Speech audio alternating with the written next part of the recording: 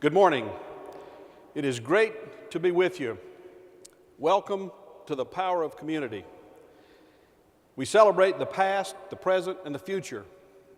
Not just 50 years, but 150 years or more that you have been helping seniors around the world. But what of our future? How will we expand the world of possibilities for aging in light of complexity, scarcity, and uncertainty as far as the eye can see? As our member Self-Help in New York said in its annual report once, our past propels us forward. There are powerful forces at work that we must confront. The LeadingAge Board of Directors has identified 6 of them, which they have determined should be our 6 leadership imperatives moving forward together. First, it is imperative that we flex the strength of our not-for-profit values and traditions. As Lester Solomon at Johns Hopkins says, we are guardians of values. We're crucibles of innovation. We're cultivators of voluntarism and community, and we are stewards of the public trust. Across the globe, organizations like yours are redefining your missions to express your core values in new and innovative ways. Let's take a look at how MJHS sees their role. In 1907, on the poor immigrant streets of Brooklyn, 4 courageous women, known as the Brooklyn Ladies, saw the despair of the old and sick, and they did something. They founded the Brooklyn Ladies Hebrew Home for the Aged, and so began what would become MJHS. 100 years have passed, and today MJHS is one of the most expansive health systems in the region, providing quality home care, rehabilitation and skilled nursing, and advanced hospice and palliative care for adults and children. But the values of the Brooklyn Ladies still guide us. Compassion, dignity, respect for every culture, and the belief that caring isn't just what you feel, it's what you do. MJHS, since 1907, caring every minute, every day. A great example of values-based transformation, but there are many others. Take Masonic Homes of Kentucky, 140 years of transformation from widows and orphans to medically at-risk children and vulnerable nursing home residents. Mercy Housing in San Francisco, in an affluent neighborhood, they built a community serving low-income seniors from 27 countries, ever-changing programs, enduring values. It is imperative that we engage consumers. There are 10 million American families this very day who cope with how to help loved ones stay at home, not counting those who live in your own communities. Families that must balance the budget, support multiple generations above and below them. It's imperative that we know what these people need and want and make sure that programs are focused on them instead of just government compliance or preservation of our existing business models. Like the Pleasant View home, we need to be focused intently on who we serve. Hello, my name is Jelaine White. I'm from Pleasant View Home, and I'm here to tell you about one of our residents, Gary Kuntz, and how he was here and helped us rethink how we serve consumers and residents in the future. The main thing is getting them involved in their interests. He was able to set in on some of the special committees that you had, and so that was a real blessing to be included in that because he had been an administrator for a number of years, and so that way he could feel like he was really needed. Gary also served on our vision planning committee where he offered advice from his experience as a resident. He gave his insight on what residents of the future would want. He enjoyed his stay here. He really did. He enjoyed the people, the help, and the service he got. I remember getting up with him at, 2 o'clock at night. We had to go to the emergency room. He had a problem, and we had a lot of fun. You had a lot of fun. Yeah, That's what it's about, isn't it? And his legacy is, when he passed away, some of the money went to a new van. He said, "You guys need a new van with a wider board." And after he passed away, we got one. It's called consumer-centered, consumer-directed, engaged care program. But we must go beyond great service, as Pleasant View obviously offers. Perhaps the most underutilized human resource in the country are seniors. Take Earl Thayer. At Oakwood Village in Wisconsin, he led a resident advocacy committee that wrote letters, made calls, attended hearings, and visited legislators to make sure Oakwood preserved its tax-exempt status. We must find the Earls among us. It's not enough just to serve. We must advocate with, for, and by our residents. Make them partners in our advocacy. You can stop by our Capitol Hill kiosk near registration, and they'll tell you everything you need to know. While you're here, you can be an advocate. We've got to help elected officials understand our mission and why it's vital. If we don't, they will continue to write laws and regulations that we'll find increasingly frustrating. It is imperative that we cultivate talent. The key to success lies in the talent of our people. Village at Heritage Point so well understands. Hi, I'm Daphne Schreiber, Executive Director for the Village at Heritage Point. We're a small hospital-based retirement community located in Morgantown, West Virginia. I'm honored to be a member of the LeadingAge Leadership Academy class of 2010. Well, I was the one who personally benefited from my experience with Leadership Academy. I truly believe that our whole community has benefited from the experience. We now have a reflection section in our monthly staff meeting where we talk about our priorities, our lives, our work, our ethics. And we try to engage the staff in thinking about issues that are important to them. I love working with the elderly. I learn a lot from them. I like to make them laugh because they need joy in their life. Just hopefully to make a difference in someone's life. It's truly been a blessing for me to be able to work here and to meet such wonderful people, both residents and staff. To listen to their path once traveled is a great joy, because someday myself I will have a story to tell about my path once traveled. Seniors are not interested in impressing or being better than. They just are.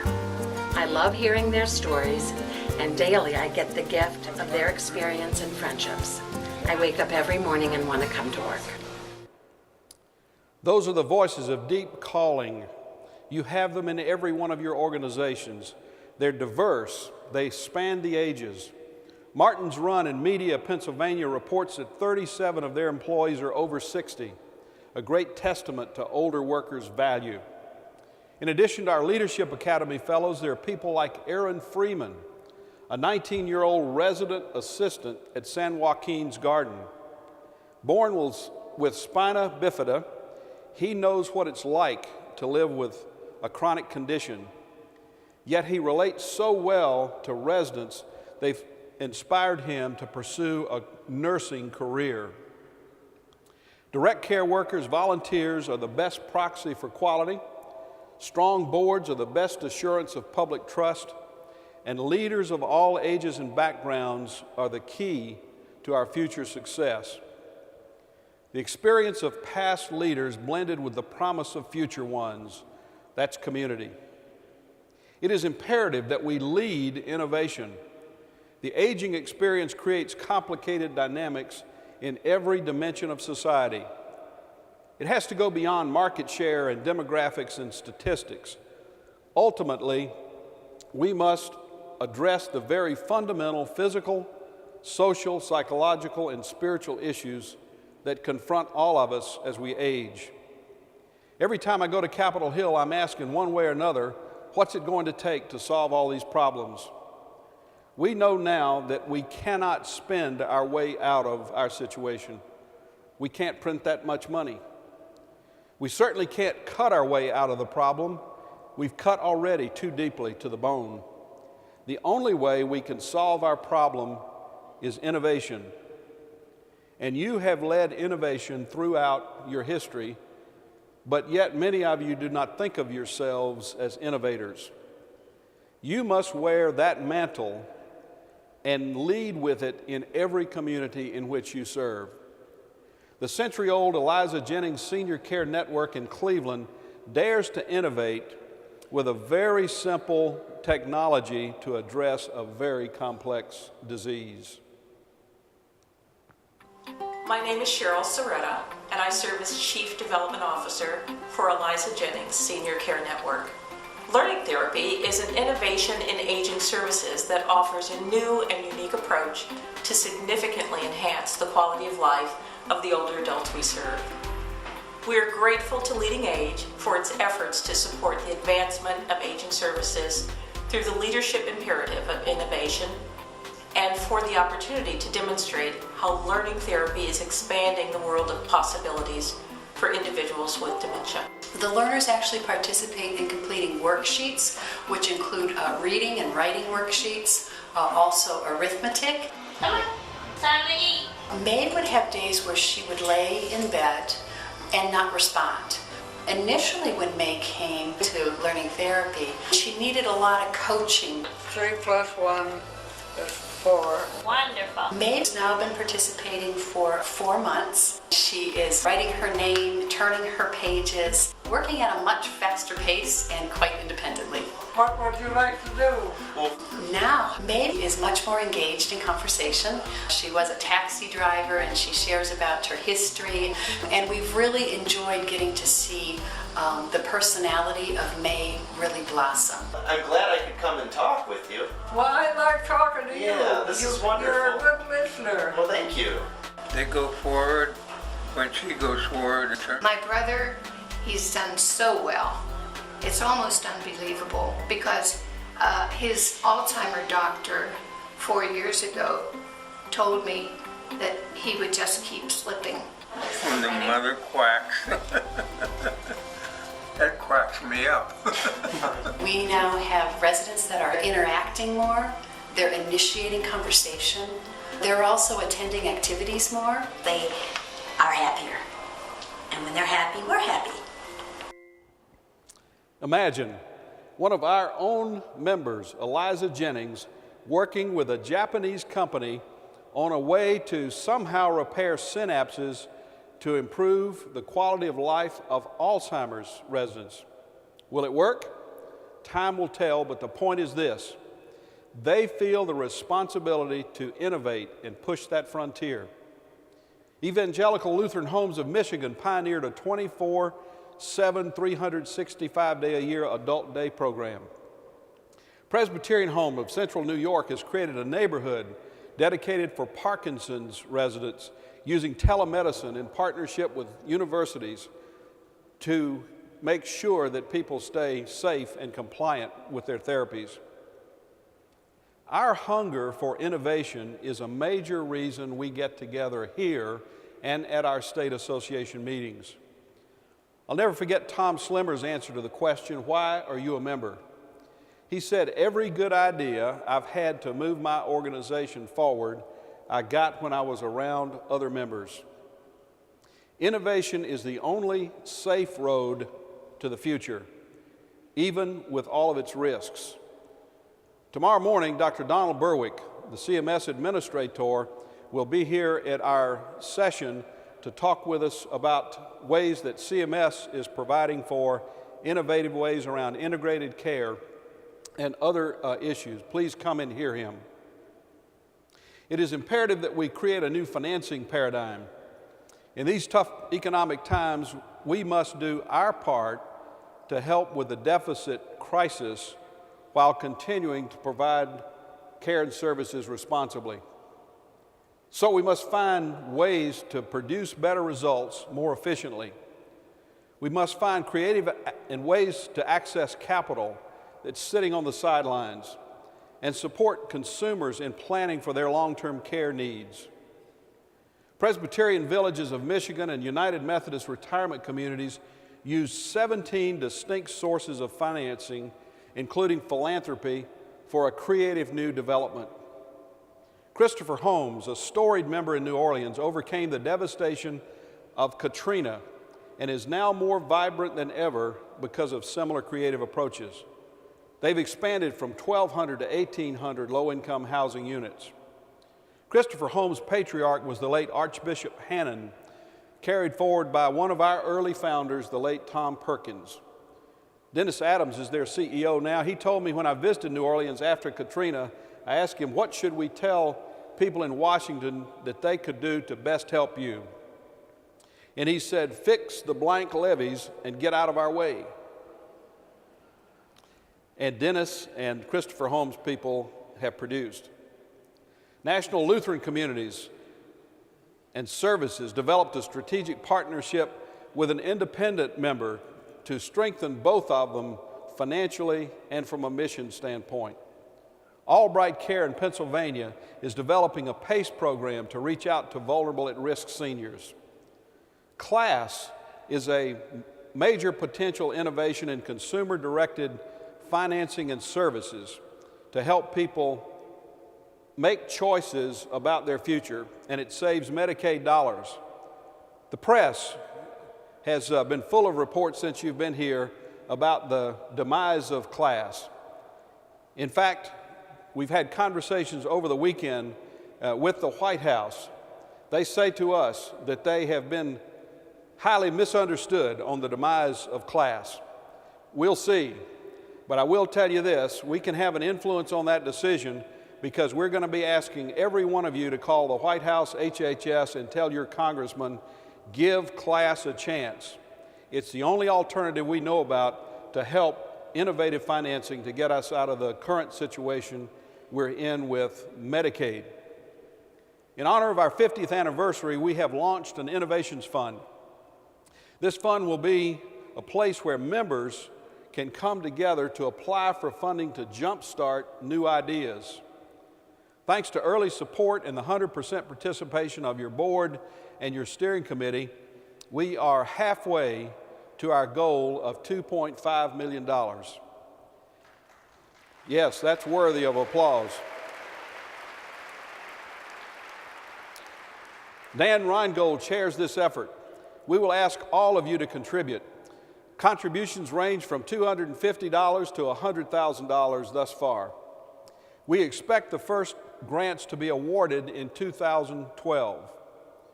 And our member from South Carolina, Danny Sanford, and his wife, Megan, have made the very first planned gift commitment to LeadingAge.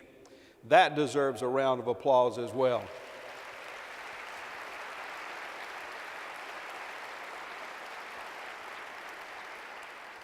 They want to support leadership development in this association in perpetuity. We must lead the new era of creative stewardship. Now, what about technology? We must lead in the pioneering of technology. Your Center for Aging Services Technology, chaired by Dr. Mark McClellan of the Brookings Institution, is soon publishing 19 member case studies on how members are using technology successfully in your strategic planning and programs. Here are some of the examples of innovation. Vincent Hall in Virginia, one of our military-sponsored organizations, is using monitoring technology to prevent falls in collaboration with the University of Virginia. The Billings Clinic helps rural clinics and critical access hospitals provide care to seniors using telehealth and seamless electronic health records. Lutheran Homes of Michigan uses telehealth to connect seniors living in rural areas with services like meals and home maintenance. It has a 24/7 call center in collaboration with home improvement businesses. But technology is not an end in itself. It is a means to enhance values and help us transform programs more economically. The Evangelical and Lutheran Good Samaritan Society will show you what I mean.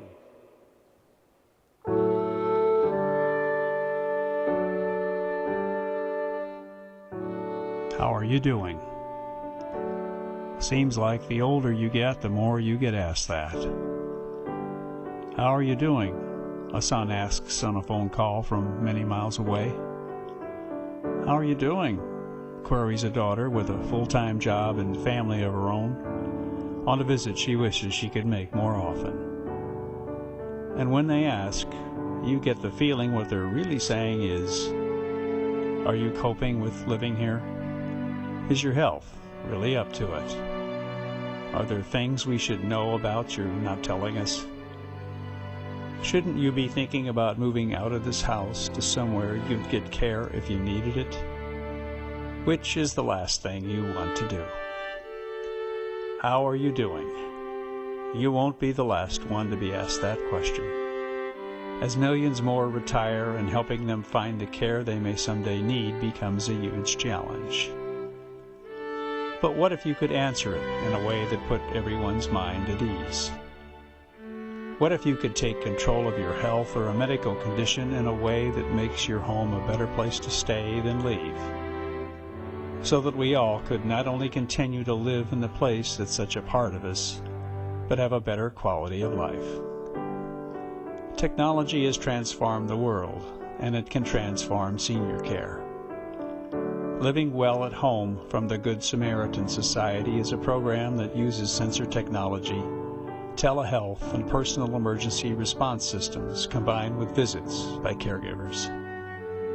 It promotes wellness and safety, helps caregivers identify developing medical conditions before they become problems, can minimize hospital stays, and do so for a lot less than the alternatives to staying home, all without invading privacy or costing someone their dignity, and with the kind of care we've been providing for nearly a century.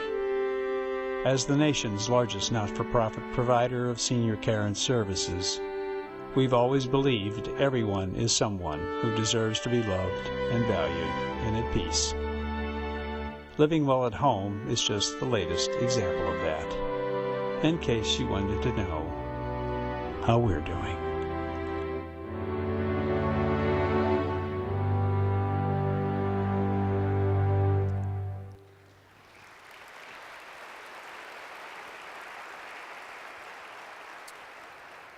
Good Sam is innovating at the sweet spot intersection of technology and compassion. That's what we're all about. I recently had the honor of interviewing Howard Washburn. I asked him, what's the most important thing we need to do? He said that at Arden House they concluded that the fundamental problems facing an aging population may surprise you: boredom and loneliness. If we address those, Howard said, many other problems of aging fade away. I believe that in the next 50 years, it's incumbent upon us to make sure that boredom and loneliness among senior populations is eliminated. We should be the people with the capacity through innovative community to look every senior in the eye in this country and say, how are you doing?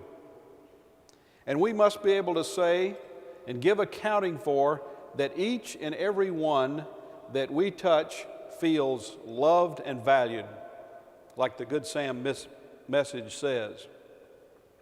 That question and answers were reflected in the values of the Brooklyn ladies over 100 years ago.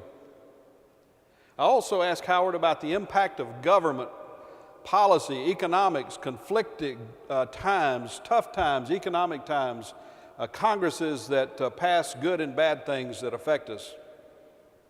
Sort of shrugged it off, put it in perspective with a response that went something like this: oh well, those things come and go, but we have to stay focused and keep moving forward. In November 1961, our founders gathered for the first time and recognized the, quote, senior crisis, unquote, of that day. It was driven in their records by rising costs, confusion about care and institution versus home, skepticism and anxiety about the government, government planners, government regulations, and antagonism amongst professionals about what to do and who was going to be in charge. They said in their report, quote, "These doubts are shared by all of us," unquote. But then they concluded, more important than all these doubts and difficulties is the realization that each crisis is an opportunity. They presented the most provocative question to ponder then and now. Can we be sufficiently flexible and imaginative to solve these problems? The answer in 1961, as it is today, must be emphatically yes.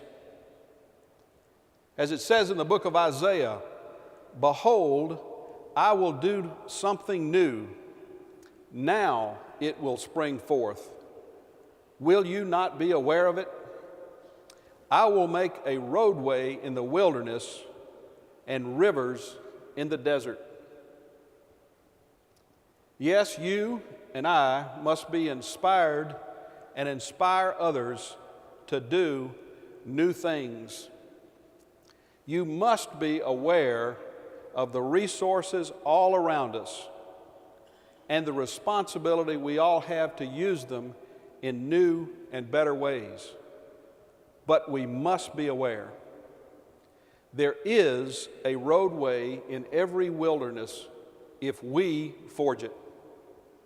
And there are rivers of resources if we tap them. We will discover these together as we always have, because our future propels us forward. And that's what we mean by expanding the world of possibilities for aging. God bless, and let us know what we can do to support you in that endeavor. Thank you.